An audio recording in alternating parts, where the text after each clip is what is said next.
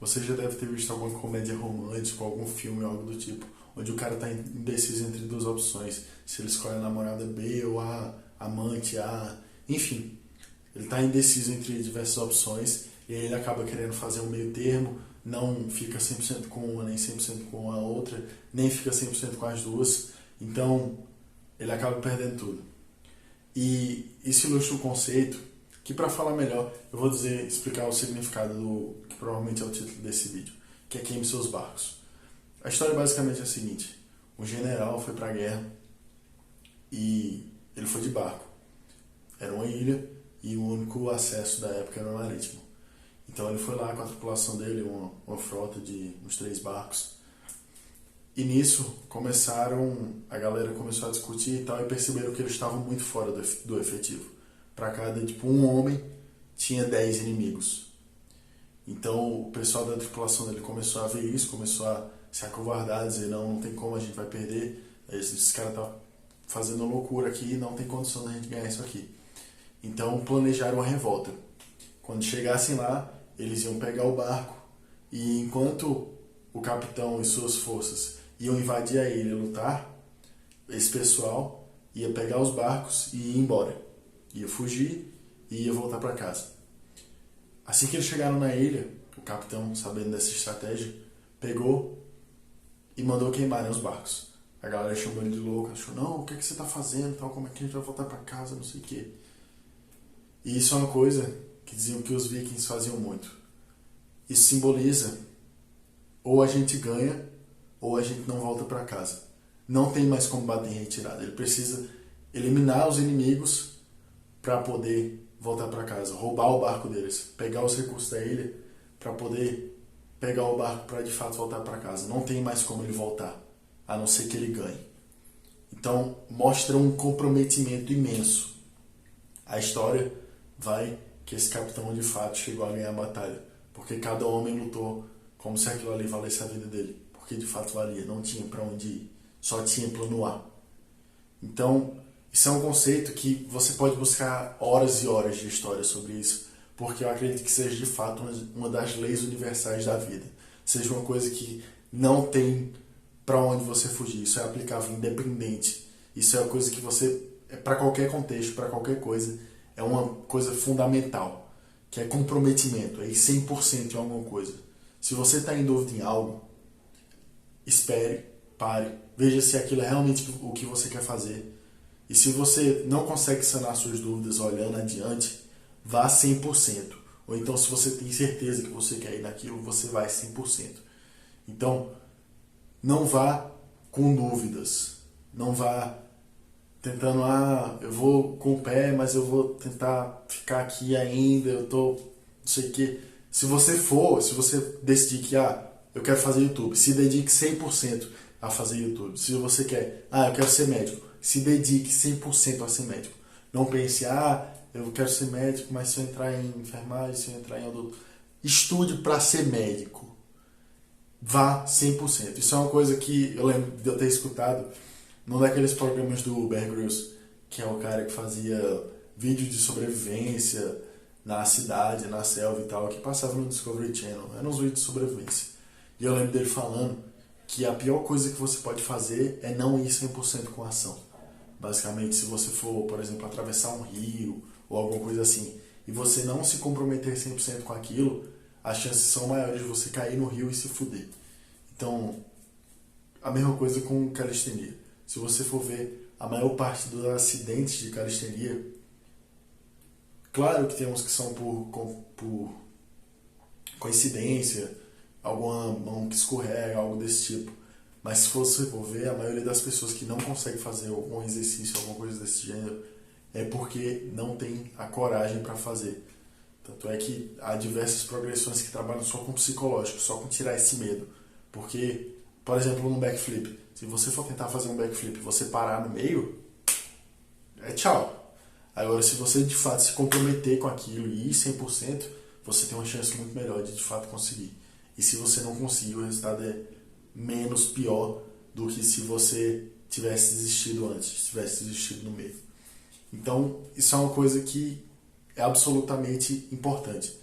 você se comprometer com tudo, você queimar seus barcos, você não deixar plano B. Tem uma história também, e esse vídeo vai estar cheio de histórias, porque, como eu já falei, isso é uma coisa que influencia completamente sua vida como um todo. Então tem o baterista do Blink-182, que é uma banda, não vou falar antiga, porque dependendo de quem está assistindo isso aqui, chegou de fato a ver, mas é dessa época de emo e tal.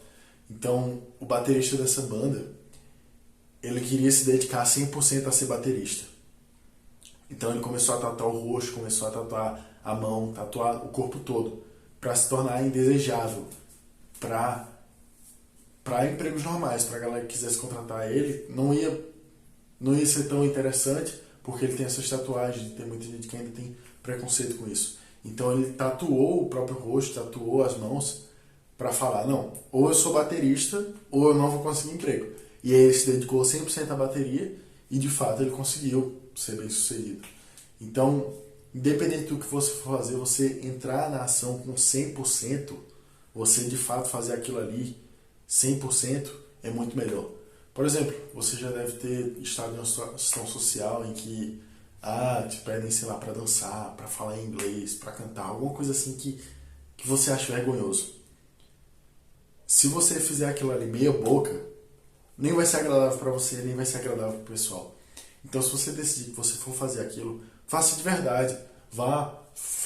Tente fazer o melhor que você puder. Porque aí o pessoal vai mais rir com você do que rir de você. Porque eles vão ver que você tem a confiança para, de fato, estar ali naquele ambiente. Para estar se expondo nessa situação para a maioria das pessoas ser vergonhosa. Então, não esconder quem você é também. Se você é você mesmo, você vai 100% ser você.